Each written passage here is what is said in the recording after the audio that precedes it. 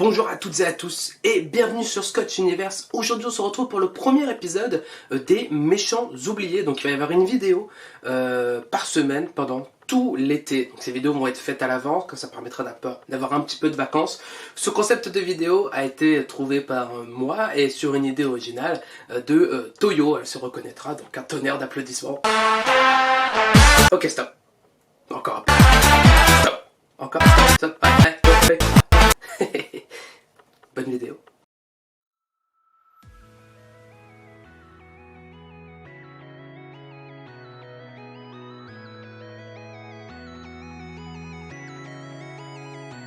Aujourd'hui on se retrouve pour parler du kangourou. Il provient de l'univers Marvel, il a été créé par Stan Lee et John Buscema. Buscema.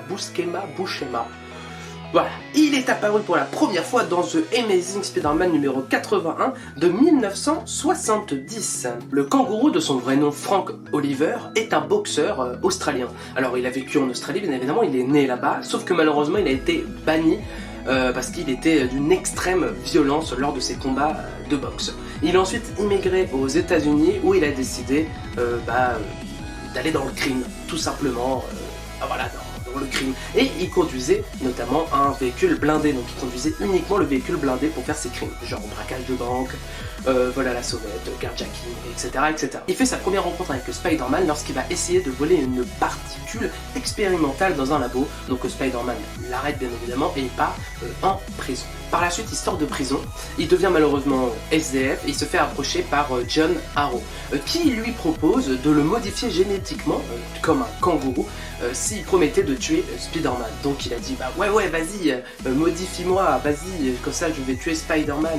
Donc c'est là d'où viennent ses pouvoirs, le kangourou, et notamment son nom kangourou, il le porte parce qu'il habitait à côté d'une ville qui s'appelait Kangaroos. Voilà. Et ses pouvoirs aussi, plus principalement, ce sont ses jambes qui sont notamment très fortes, qui permettent de lui faire des bonds qui sont très hauts, et aussi de taper avec ses jambes, tel un kangourou au final. Lors d'un combat contre Spider-Man, il a voulu rentrer dans une salle radioactive, Spider-Man lui a dit non, n'y va pas, sauf qu'il y est allé, et il meurt. Voilà. C'est Brian Hibbs qui est apparu pour la première fois dans Cage numéro 13 de 1993. Il a été obsédé par le kangourou et attristé par sa mort et donc il va faire en sorte de devenir le kangourou. Il va par la suite réussir à se créer une armure qui va vraisemblablement ressembler à celle du kangourou, sauf que là il va pas avoir les mêmes forces que le vrai kangourou de base. Il va combattre le crime, bien évidemment.